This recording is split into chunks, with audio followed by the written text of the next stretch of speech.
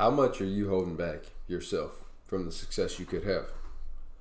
How much are your self-limiting beliefs? How much is your internal dialogue limiting you and holding you in the same box you've always been in? Think about it.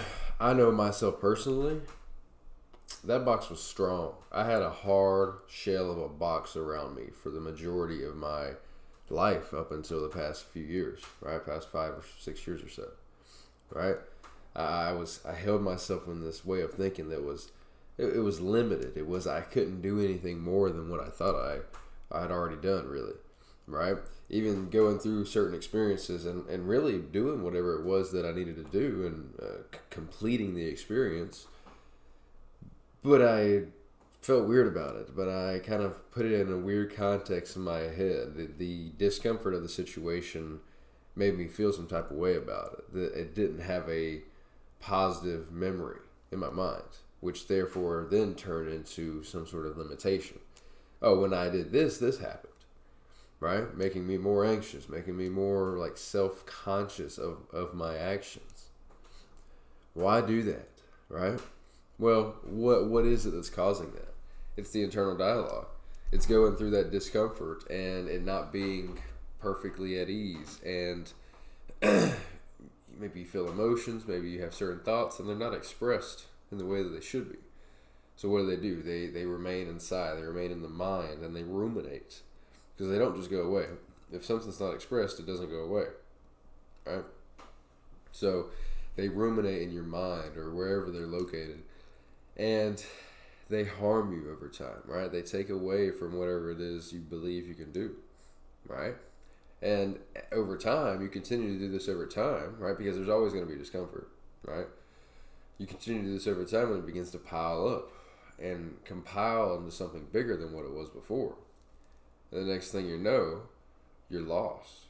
Well, and even less than that, you are stuck. You feel all the ways you do about your situation, like you don't like it because it's not, you don't feel like you're in control, and you limit yourself on how you can get out of it. You say, well, if I do this is just going to happen again. If I do that, that's just going to happen again, and I'll be stuck here even more.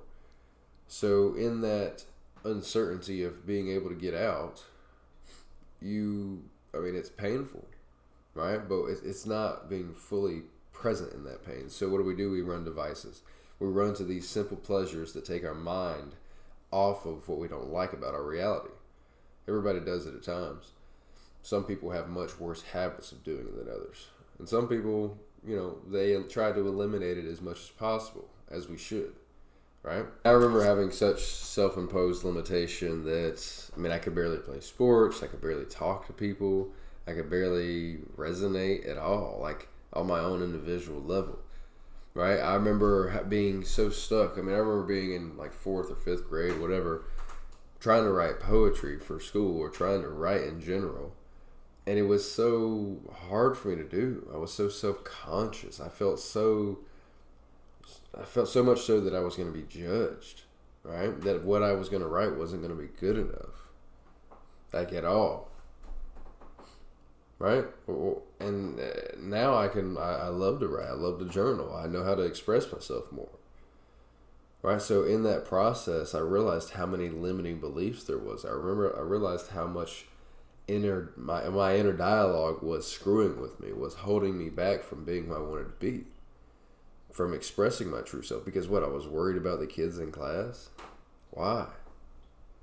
Don't talk to any of them anymore. Even if I did, who cares, right? It was just writing on a piece of paper that would have helped me express myself, right? I think it was the journey of learning how to express myself on paper as well, because now I love journaling. That's helped me so much. So just coming to know myself, thinking about why it is that I do the certain things I do, right? That's doing something known as being mindful. Right? Be mindful of your actions. Because when you're mindful, then you can understand, okay, I have these beliefs. Okay, then why do I have these beliefs? Okay, what were they caused by? Right? Mine were probably something with my parents or environment in school or whatever. Like most people's, right? Your upbringing.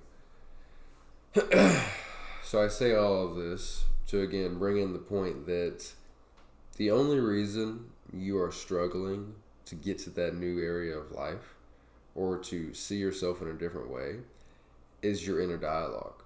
It is your self-imposed limitations that you hold true in your mind, right?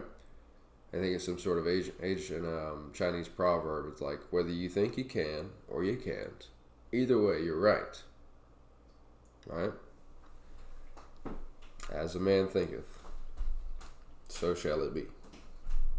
So, analyze what's holding you back, how much of it is internal, which 90% of the time, that's like 99% of what it is. Figure out why it's there so you can then uncover what needs to be uncovered and get out of your own way. Okay? You got this. You're going to wake up one day and be so thankful that you started taking these little steps towards who you really are meant to be, towards being you for you. Because everything else pans out after that.